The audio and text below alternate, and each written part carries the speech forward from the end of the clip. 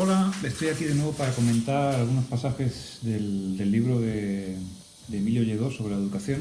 El título, editorial Taurus, es sobre la educación, la necesidad de la literatura y la vigencia de la filosofía. Ya el título es interesante.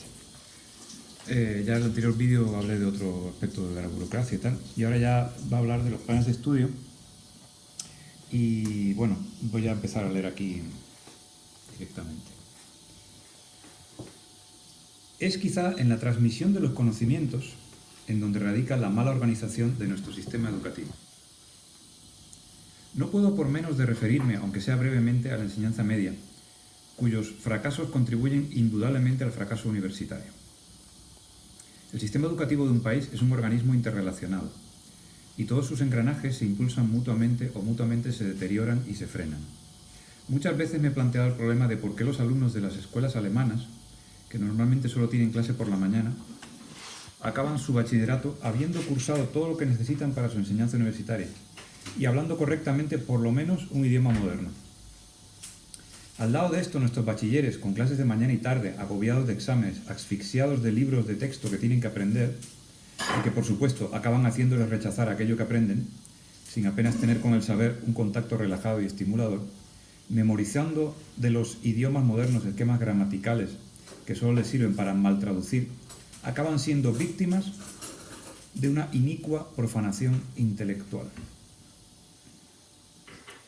Es una idea distinta de enseñanza la que domina en los países europeos.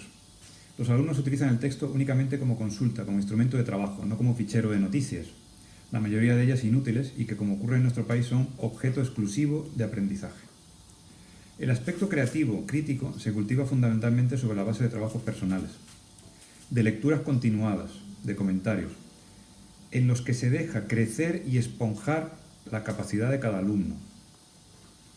Los exámenes apenas tienen importancia porque el profesor a lo largo del curso ha ido reuniendo suficientes datos objetivos y por supuesto no se cultiva esa liturgia del examen obsesivo,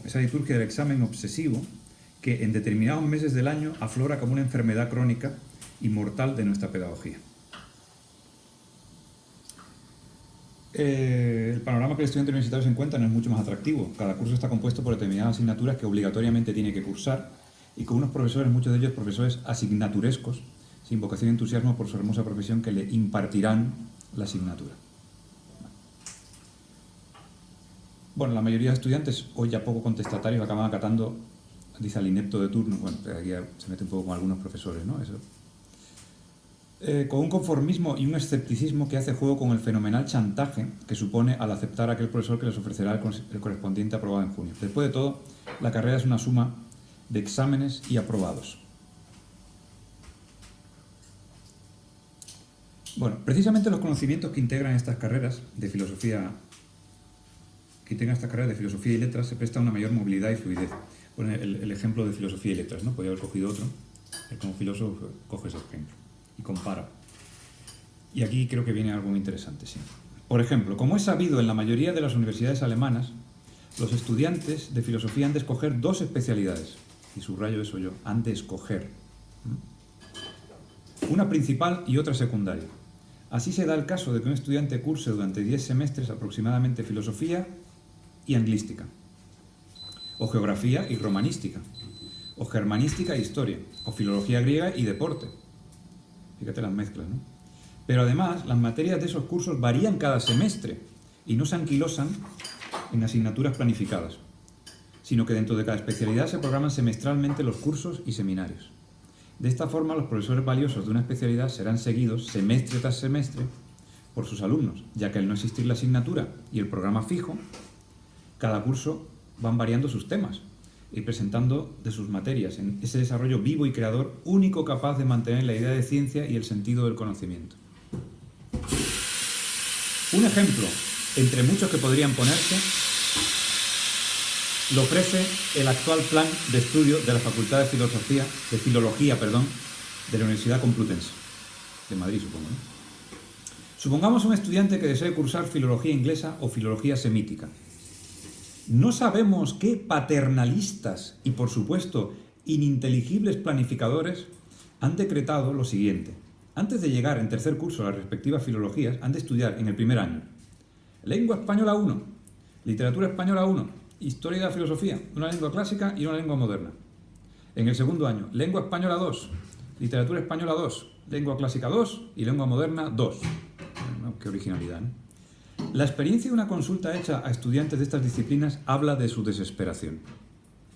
En primer lugar, porque tienen que repetir lo que se supone que ya estudiaron en el bachillerato. Es evidente que tener, por ejemplo, un conocimiento de la historia de la filosofía es interesante para cualquier universitario. Es obligatorio. Perdón, que me he perdido un poco. Es evidente que tener, por ejemplo, un conocimiento de la historia de la filosofía es interesante para cualquier universitario de cualquier carrera de letras, científica o técnica. Pero exigir como materia obligatoria un curso general de esta disciplina no tiene sentido, sobre todo si se ve obligado a aprender las trivialidades con que el profesor sintetiza la asignatura, la enseñanza. ¿Para qué puede servir sino para odiar ya siempre los nombres de Platón, Descartes, Kant, Hegel, Comte, Heidegger, etc.? Sin duda todos ellos son dignos de mejor destino. Además, si esa asignatura es impartida por un profesor que quiera explicarla completa, aparte de ser imposible, es una monstruosidad pedagógica. En consecuencia, se convierte, como la literatura española, la lengua española, en la típica ejemplificación del eterno retorno de lo mismo que ya se dio en el bachillerato y que se justifica por una sucesión de exámenes rituales y estupidizadores. Muchas gracias, yo creo que ha quedado claro, es bastante duro Emilio Lledó, bastante claro, y bueno, lo que creo que digo siempre, los problemas no se solucionan por cambiar una palabra aquí y allá, burocráticamente, sino por cambiar verdaderas estructuras, ¿no? Y estructuras sobre todo, yo creo, de pensamiento, que son las más difíciles y que no se pueden cambiar de la noche a la mañana, ¿no? Pero son los que hacen que determinadas sociedades funcionen y otras pues no, realmente. Y que tengamos básicamente que conformarnos, ¿no? Cuando podríamos acceder a niveles superiores. Esta es la idea. Muchas gracias.